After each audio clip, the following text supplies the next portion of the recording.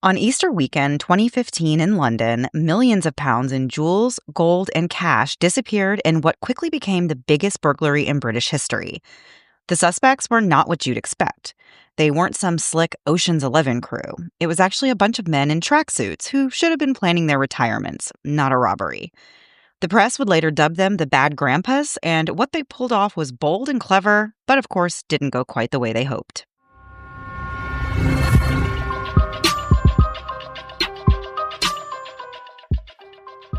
Hey guys, and welcome to the Moms and Mysteries podcast, a true crime podcast featuring myself, Mandy, and my dear friend, Melissa. Hi, Melissa. Hi, Mandy. How are you? I'm doing well. I was going to say it feels like a manic Monday, but it's actually not Monday at all. It's Friday.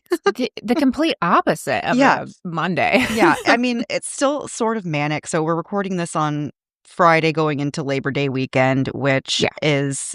It's not that Labor Day weekend is really hectic. It's just that it's a 3-day weekend. So in my brain, it feels hectic for some reason, even though it should feel like more of a break. But it never ends up being that way. So yeah, we don't have too much planned for this weekend.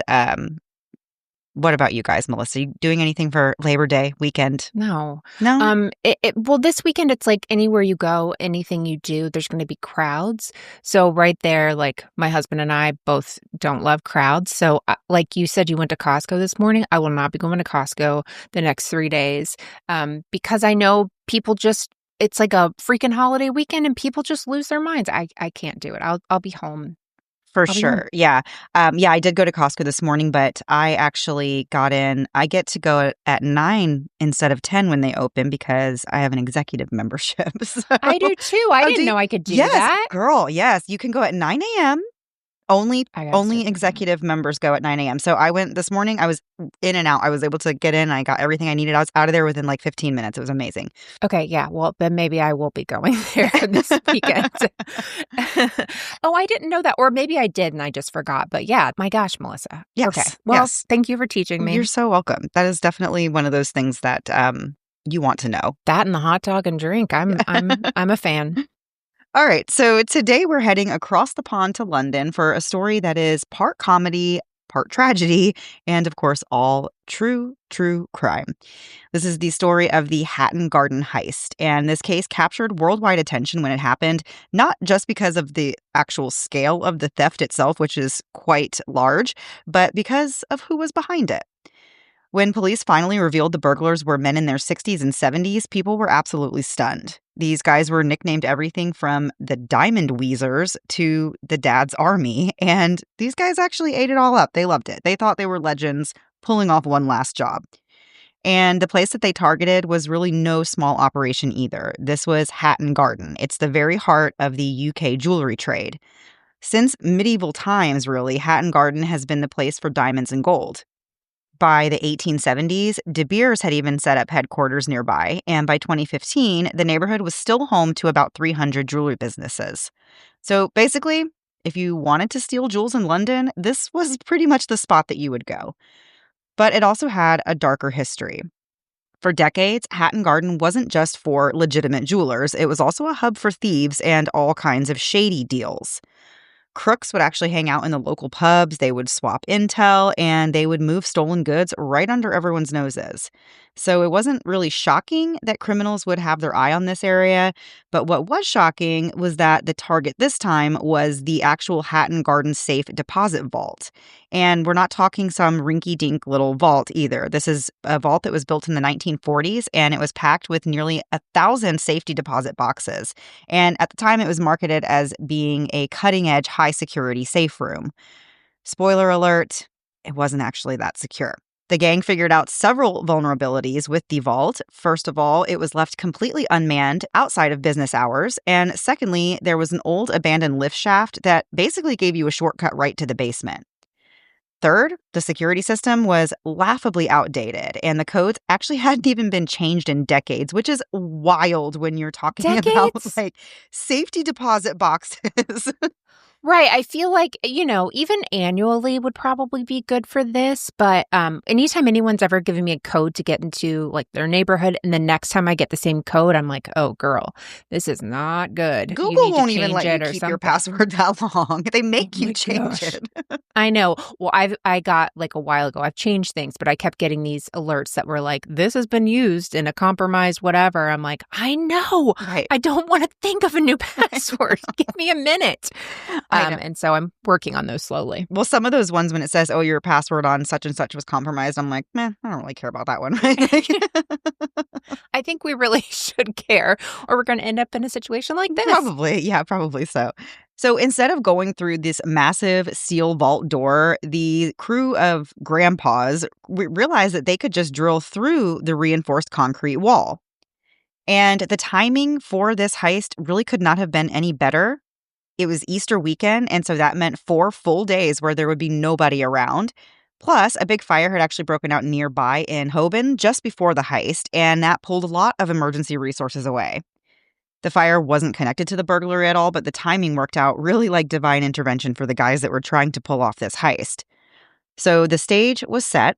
The world's unlikeliest gang of grandpas had found their opportunity, and the story about how they pulled it off and how it all unraveled is truly wild. So before we get into the how-to of the heist, let's talk about the who just a bit more, because the cast of characters here is really what makes this story so unforgettable. The man at the top, or the so-called governor of the group, was Brian Reeder, and Brian was 76 years old at the time, making him the oldest member of the group. And of course, Brian didn't wake up one day as an elderly man and decide, I'm going to commit a robbery. He actually had a criminal resume that went back decades, including his role in the infamous Brinks Mat robbery of 1983. So in that case, armed men stole millions in gold from Heathrow Airport. Brian was caught handling some of the stolen gold, and he served 8 years for it.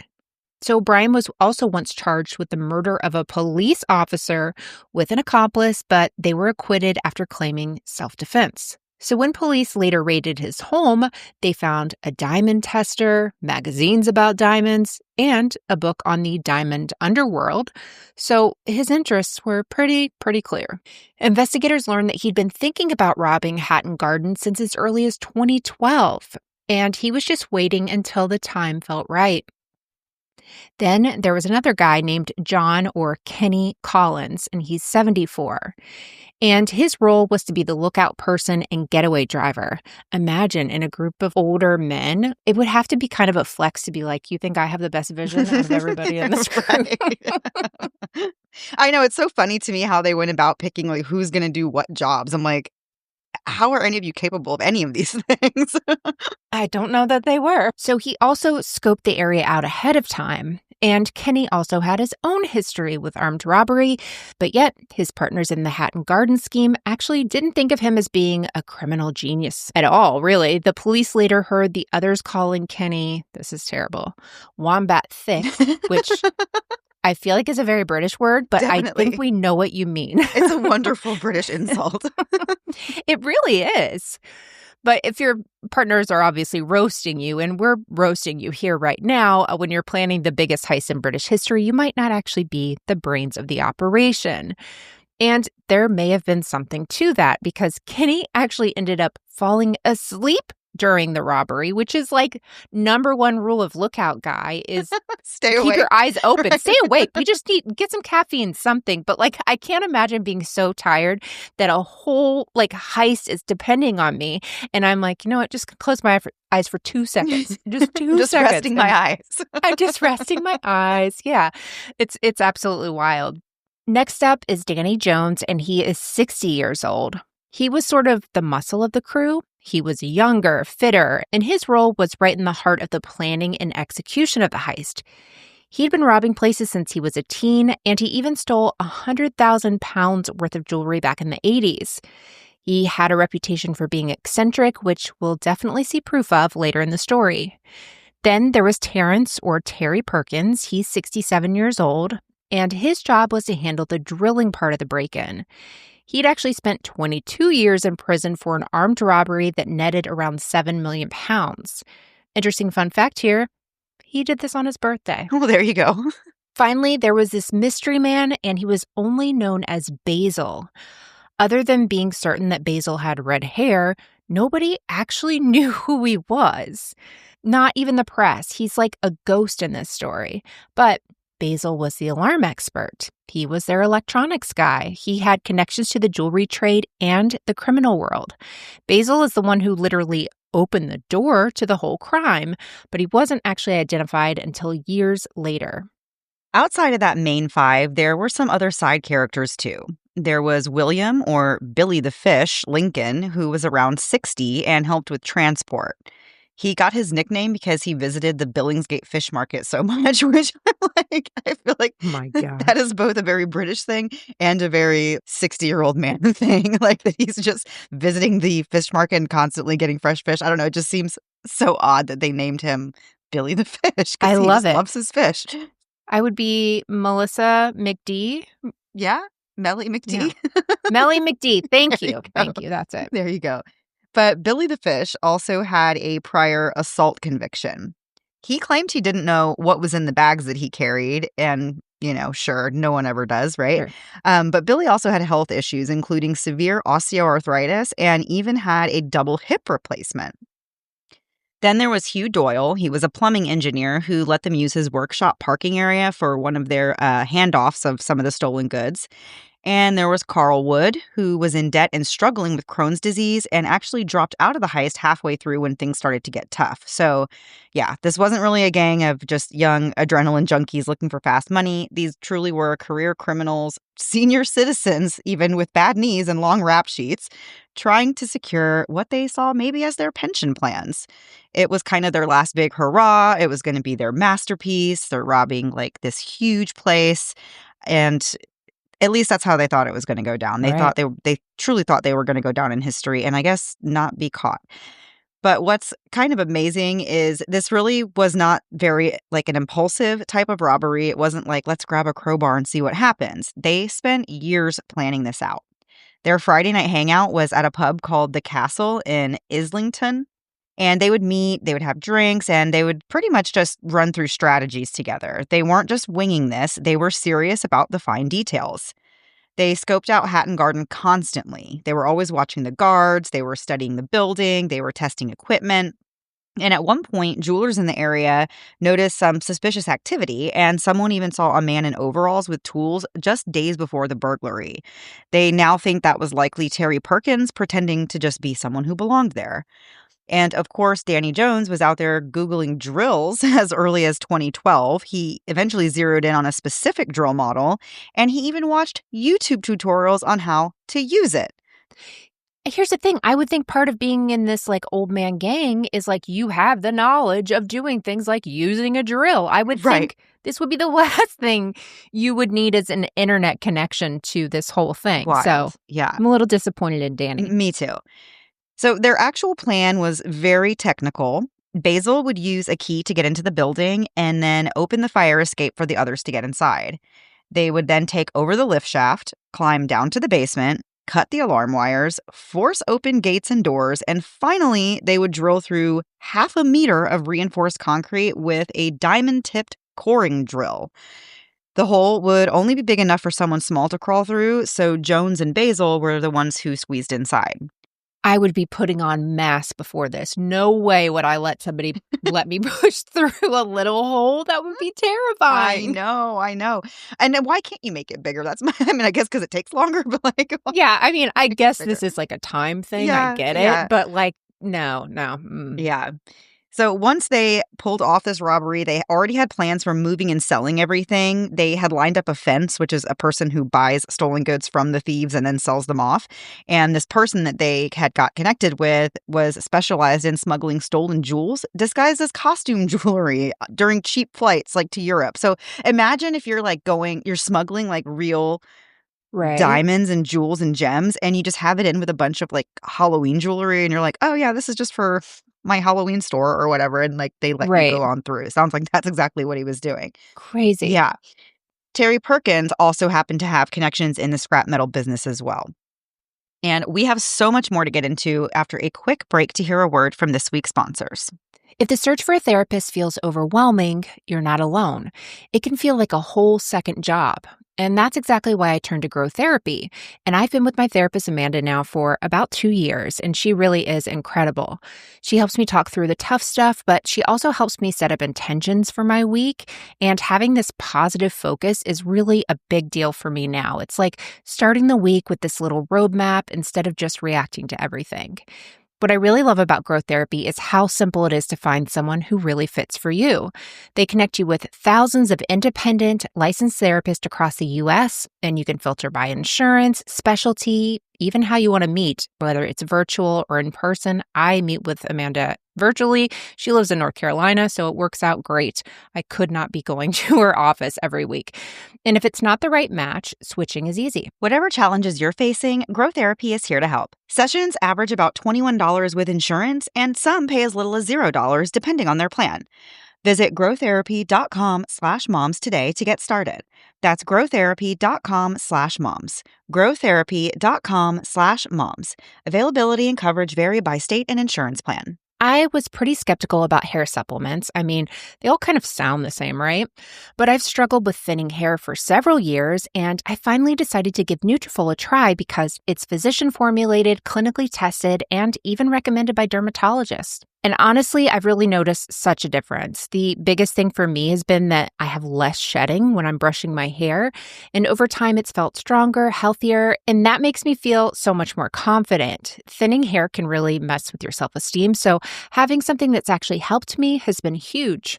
Nutrafol is the #1 dermatologist-recommended hair growth supplement brand trusted by over 1.5 million people. You can feel great about what you're putting into your body since Nutrafol hair growth supplements are backed by peer-reviewed studies and NSF Content Certified, the gold standard and third-party certification for supplements.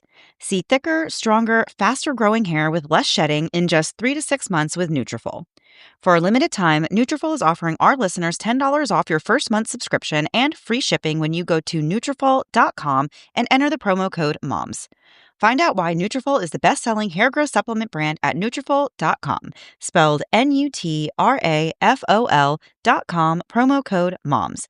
That's Nutrafol.com, promo code MOMS. And now back to the episode. So before the break, we introduced this unlikely crew behind the Hatton Garden Heist. It's a group of aging criminals in their 60s and 70s who really saw this job as their final hurrah. They had the experience, the long rap sheets, and really the arrogance to match. So after years of planning, Easter weekend of 2015 finally arrived, and the bad grandpas were ready to make history. On Thursday, April 2nd, the last security guard locked up Hatton Garden Safe Deposit at 6 p.m., set the alarm, and then walked away for the long holiday weekend. He actually wouldn't be back until Tuesday morning, which meant the crew had 4 uninterrupted days to pull this off. So around 9:20 p.m., Basil went in first. And no one actually knows how he managed to slip inside, but once he was in, he opened the fire escape and let the rest of the gang in with their gear. And they weren't subtle about this. These guys just show up in high visibility jackets, masks, and hauled in heavy drills, hydraulic rams, and even trash cans to carry the loot. The building wasn't staffed, and it was a holiday, so no one thought twice about seeing workmen going inside. And they immediately got to work. They sent the lift up to the second floor, disabled the sensor so the doors stayed open, and used that elevator shaft as their pathway down to the basement. Jones and Basil were actually the first to climb down. And then Basil moved on to the alarm system. Remember, he's like their alarm guy. But this is where the cracks in their perfect plan started to show. So Basil did cut a telephone cable. He snapped off the transmitter aerial and thought he had disabled it, but he had not. So just after midnight, the alarm triggered anyway, sending out a text alert to the security company. So if you're picturing flashing lights and sirens blaring, you would be wrong. That's not really how this system worked. And it makes sense, right? Like you don't want to startle the people, not startle the people inside. You don't want them to know that you know, right? You don't want them to escape, right? Exactly. So they're none the wiser, but it just pings like a message. So the person that needs to get it, this guard that's on call, Kelvin Stockwell, he gets this message. So he goes by to check it out. He looks at the door, peeks through the little mailbox thing, and decides everything looks fine. So he leaves. And unbelievably, I can't even imagine how much trouble they got in. But the police were also notified, but they downgraded the call because the building had a history of false Oh, alarms. no. Imagine. So between the security guard shrugging it off and the police deciding not to investigate, the burglars had really just been given the luckiest break imaginable. Crazy. Yeah. And the gang pressed on, blissfully unaware, though, of how close they actually came to being caught. They cut through doors, they disabled locks, and finally they reached the reinforced concrete wall of the vault. And this part was the real challenge. They hauled out their diamond-tipped coring drill, something, again, that Danny Jones literally watched YouTube tutorials on, and started boring into the wall. All I could think of is, like, I don't know, Mr. Beast for some reason, and how he would probably have a video like, we have 7 elderly men we're holding in a vault. Whoever gets out gets $50 billion, that sort of thing. Well, and that's basically what they're doing. Yeah. Well, I feel like what came to my mind, I don't know, was like, because I'm having a hard time picturing this drill. Like, it surely is not like a handheld drill like what I have in my garage, right? Like, not what I have and in like fancy with a little diamond on it. Right? Like, I'm like, because what I'm thinking, or what I pictured in my head was like a cartoon almost of like a giant drill with like a one they stand on and they chisel. Yeah. Yes. That's So what I thought. can't imagine like what this whole scene must have like actually looked like if you were watching it unfold from like from a different vantage point. Yeah.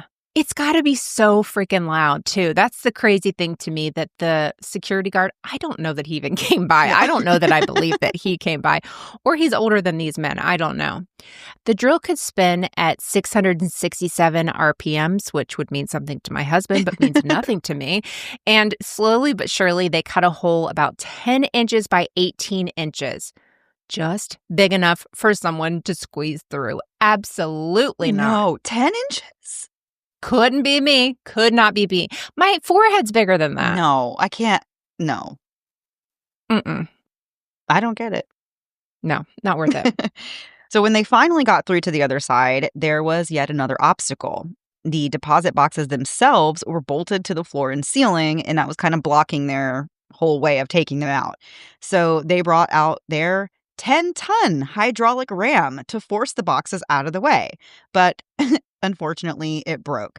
So after 11 hours of drilling, sweating, hauling, they were stuck and they could not get into the vault.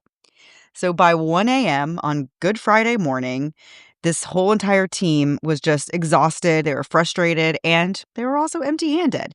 So they abandoned everything, but they left the fire escape door propped open, probably hoping that they would be able to regroup, maybe get a little rest, maybe go eat a little snack and come back. So Carl Wood, though, was so upset that he reportedly was squealing like a pig, not my words, and even Brian Reeder, who was the so-called mastermind, just completely walked away from this whole job. He decided he was done. This was too much. He wasn't going to have any part of it anymore. For a man who literally spent years dreaming about this heist, he tapped out as soon as things turned sour. And at that point, it looked like the heist of the century was really over before it even began, and it was a complete failure. But here's the thing. As we know, greed and ego are a very powerful combination. And walking away was never really going to be the end of it for these guys.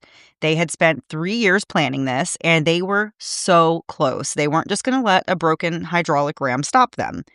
I love that a broken hydraulic ram just sounds like something you'd have in your pocket, right? Carrying it around. Like, it's just like, they weren't going to let this very small thing even stop them. They're it's like, no, this is heavy machinery. Yeah, they're like, we just need to go make a trip to Home Depot. We're good. We're good. So while the rest of the world was going about their Easter weekend, the bad grandpas regrouped. Jones and Collins went shopping the next day for new equipment, and they got a pump and a hose to make their hydraulic setup stronger. But in a move that would later haunt them, Jones actually gave his real home address when signing for the purchase. The next night, Saturday, April 4th, they rolled back up to the Hatton Garden, and Collins drove ahead in his white Mercedes to scout out the area while the others followed in a van.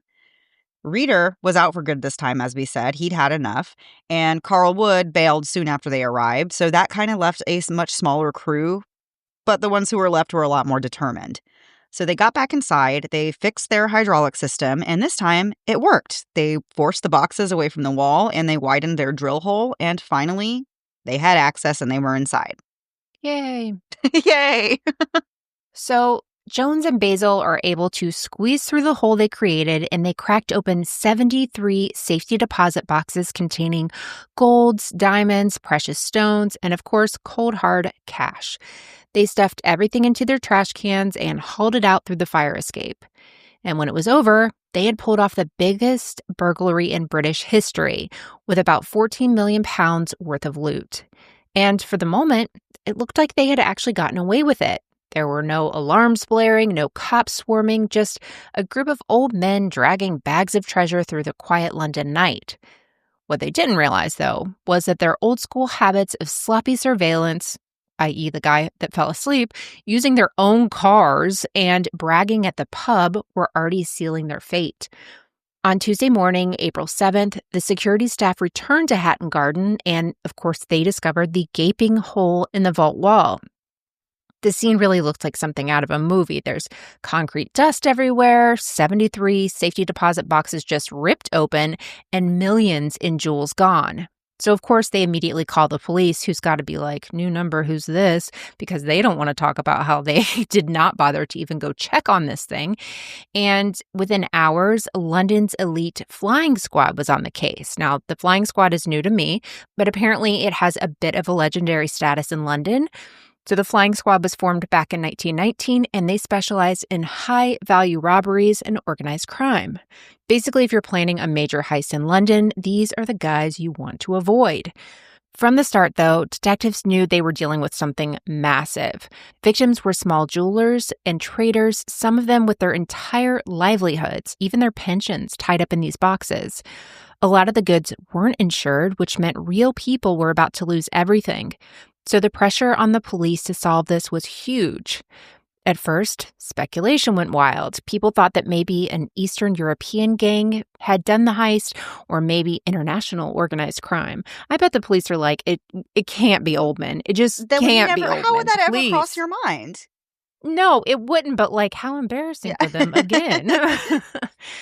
So the thieves had ripped out the building's CCTV hard drive thinking it contained all the video footage. But of course, that was their first big mistake because not all the cameras were connected to that system. And their second mistake? Kenny Collins's car. He drove his very own, very distinctive white Mercedes with a black roof and wheels right up to Hatton Garden during the second night of the heist. There weren't many like it on the road, and even in grainy CCTV footage, detectives were able to zero in on it. That car became the breadcrumb trail that cracked everything open. Once they traced the car back to Collins, things started falling into place rather quickly. Detectives put him under surveillance, and sure enough, he led them straight to the others.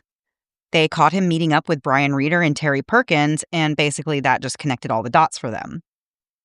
Within weeks, police got authorization to bug Collins' Mercedes and Perkins' vehicle as well. And this is where the bad grandpas really did themselves in. These guys actually thought they were safe inside their cars, so they were in there bragging nonstop about what they had done. And these recordings were a goldmine for the investigators. They talked about every detail of the heist, every person that was involved, and there were even arguments about how to split up everything that they stole. They laughed about Reeder and Wood bolting it and not showing up the second night, and they openly talked about hauling away the bags of gold and jewels. And if bragging in their cars wasn't bad enough, they also couldn't resist hanging out at their old planning spot that was the Castle Pub just weeks later. The police planted a hidden camera in the pub, and with the help of a lip reader, they were able to catch the men reminiscing about busting through the vault wall. And it was basically a confession tape, like with pints of beer included. And that is so wild to me that they were able to use a lip reader to determine what they were talking about in a bar. Well, I will say there is a girl on TikTok, of course, that does like lip reading. So anytime there's something like a celebrity's like whispering to somebody, they're like, where is she? And they'll have her analyze the video. It's amazing that people can do that. But I didn't know that was a thing you could actually do legally. Yeah, or to use as evidence anyway. Yeah, exactly. But on top of all that, the men made one of the biggest rookie mistakes in modern crime, and that was that they used their own personal cell phones. Not burner phones, not pay-as-you-go phones, their own regular phones. Investigators pulled phone records, they did location tracking, and they matched them with the CCTV and car movements to build really an airtight case against the guys. One Scotland Yard detective summed it up perfectly. He said these were analog criminals in a digital world, which I love it. that is like, I feel like that's got to hurt to hear that about That's like yourself. calling somebody a thick wombat. It's not Yes, nice. exactly. But they had the old school skills, for drilling walls and cracking safes. They just didn't have any clue how to evade modern surveillance. By mid-May 2015, investigators had everything they needed. They had the CCTV footage, the car surveillance, the phone records, and the bragging tapes. And it was really just an open and shut case. All that was left to do was round all these guys up and bring them into the courtroom. On May 19th, just 18 days after the heist, police launched a massive operation. Over 200 officers carried out raids across London and Kent, and they hit 12 different addresses all at the same time. They had actually learned about a planned transfer of stolen goods, and they watched as bags worth millions were loaded into Kelly Collins' Mercedes. And that was the final straw. As soon as that handoff happened, the flying squad swooped in. The group members were arrested in their cars, in their homes, and in general were just caught completely off guard by the fact that the police had finally caught up to them. And we're going to get into the end of the story after one last break to hear a word from this week's sponsors. Mandy, I've officially turned into Linus from Peanuts. I carry my Boll and Branch waffle blanket from my bed to the couch and back to my bed every single day because it's really that cozy. Like Linus, I just can't be without my blanket. That totally tracks because their signature sheets are exactly the same way. The first time I slept on them, I was like, oh, this is what soft is supposed to feel like. They're buttery right out of the package and somehow keep getting softer every single time I wash them. Same. And for me, I struggle to shut my brain off at night. I'm thinking of tomorrow's schedule, the alarm, just all the things. But sliding into those sheets feels like my body just says, okay, you can relax now. It's like instant calm. And the quality is obvious. You can literally feel the difference compared to old sheets. Plus, knowing they're organic and toxin-free just makes me sleep easier. Literally. Feel the difference an extraordinary night's sleep can make with Boll and Branch. Get 15% off plus free shipping on your first set of sheets at bollandbranch.com/moms. That's Boll and Branch, BOLLAND, branch.com/moms to save 15% and unlock free shipping. Exclusions apply. So before the break, we were following the bad grandpas and their long-planned heist that finally got underway. And police began piecing the puzzle together through the CCTV, cars, phones, and, of course, even the gang's own bragging, which soon led to a series of dramatic raids and arrests. The searches that followed turned up a treasure trove of evidence.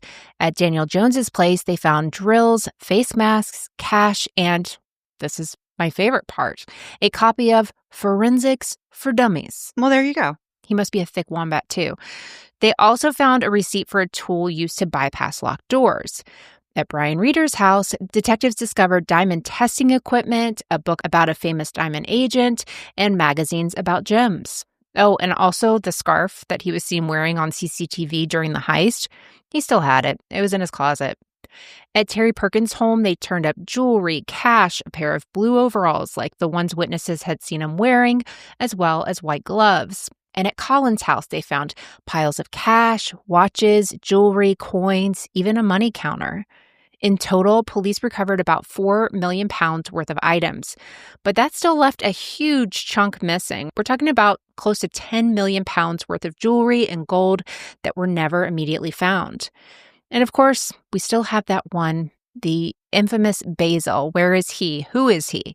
And again, Basil is the red-haired phantom who had opened the doors and disabled the alarms but was nowhere to be found. The rest of the gang either couldn't or wouldn't give him up, and for years he remained the most intriguing loose end of the whole story. But even without Basil, the arrest shook the men. During questioning, when Daniel Jones heard the recordings of himself bragging in his car, he realized pretty quickly the game is up. And he even tried to play ball with investigators later, telling them he'd reveal where his share of the loot was hidden. That led police to a bizarre scavenger hunt through a cemetery. Jones had actually stashed bags of jewels under memorial stones connected to his partner's family. which is Wow. not the craziest place. I mean, like, I actually thought it is the craziest place, but, like, not the worst idea, I guess is what Yeah. I mean. Clever. I mean, one of these guys probably just put it under his pillow. Yeah, I I'm just sure. don't Yeah. trust this group. Yeah.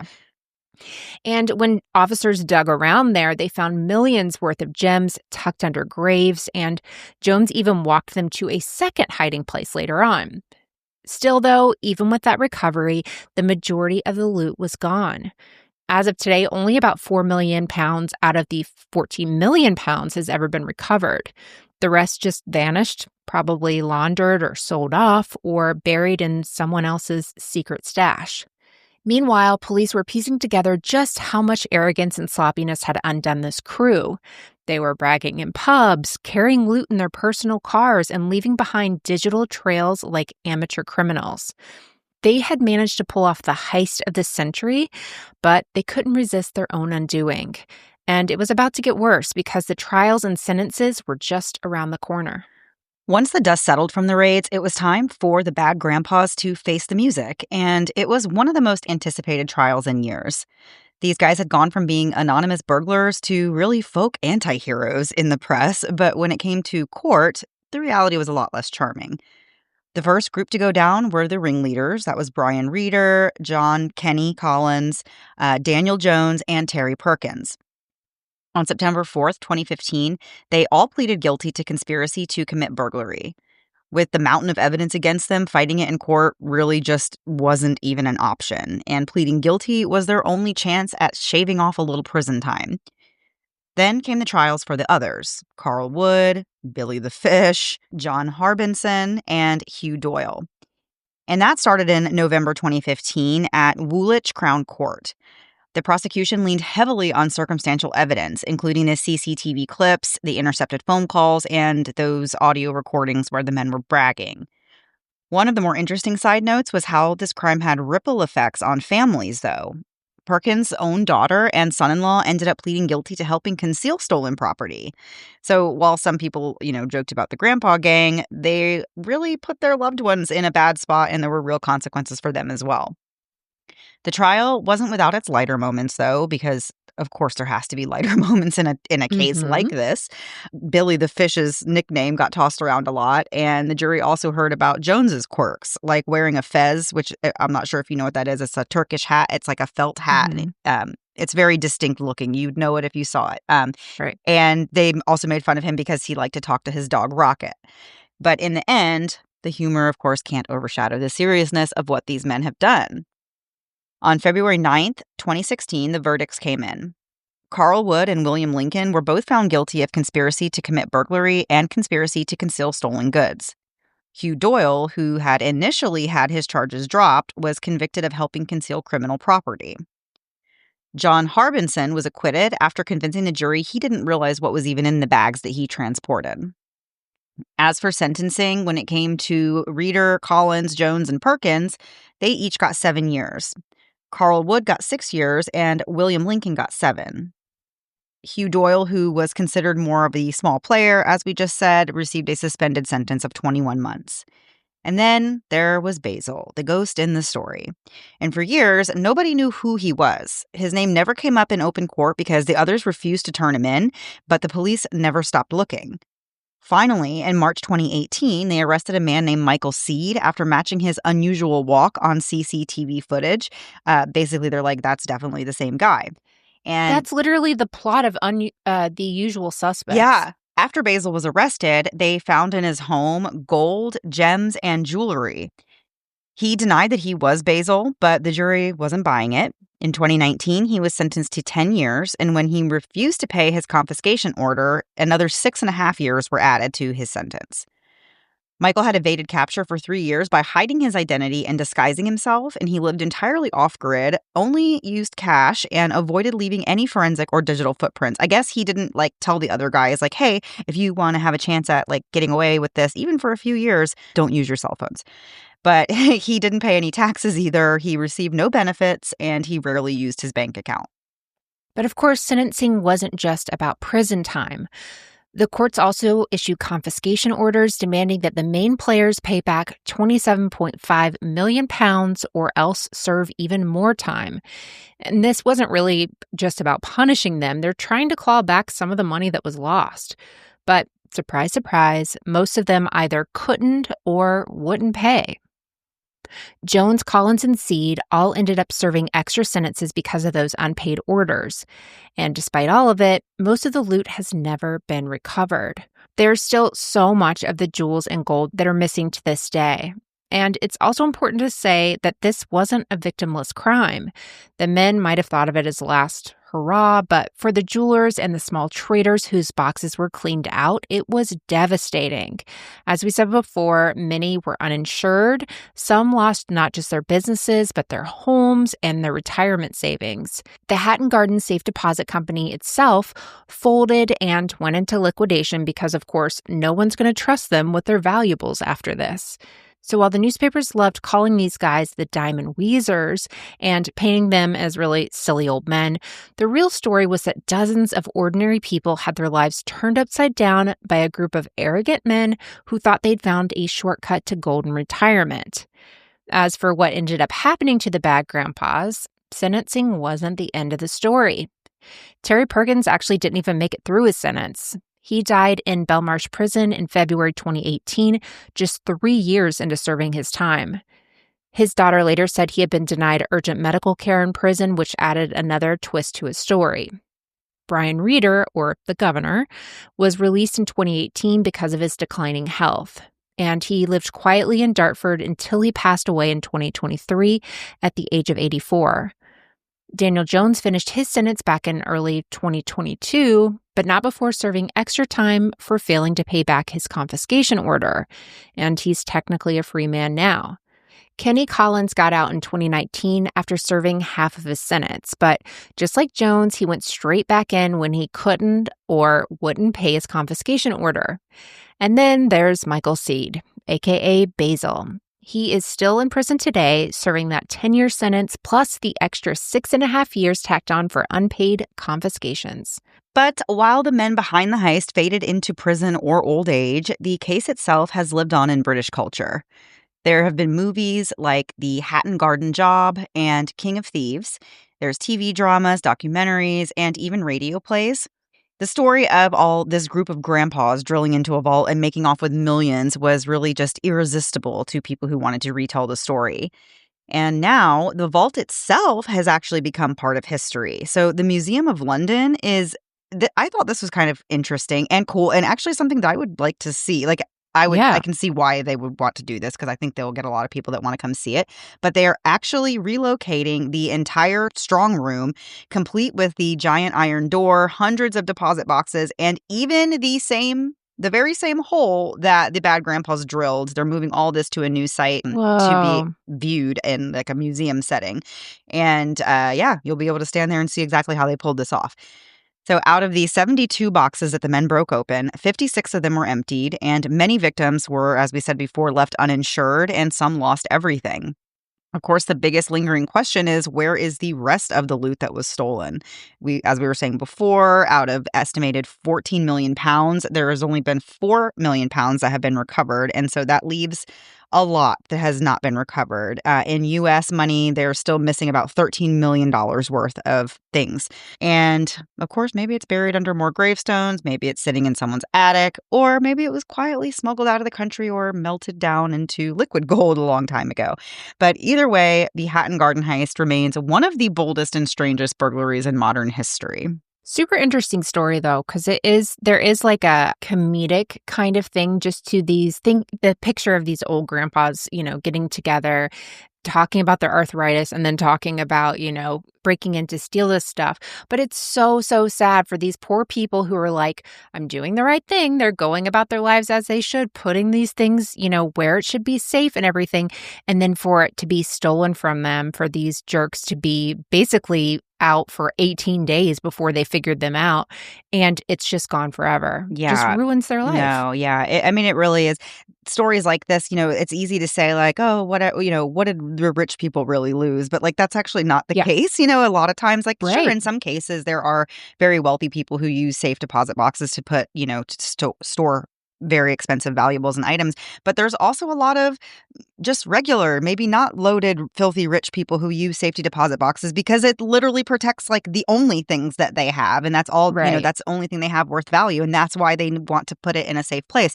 So, yeah, it's really sad to think about, people's parents or grandparents losing everything that they had or everything that they were saving, for their future or for the future of their family. Yeah. But just wild to think about these old men showing up with all this equipment, wearing like high visibility clothing and everything, and literally Yeah. breaking into a vault. Like, that's The fact wild. that they had like 4 days, basically. Of course, they had to have extra time, Right. but 4 full days. That's just crazy. Wild.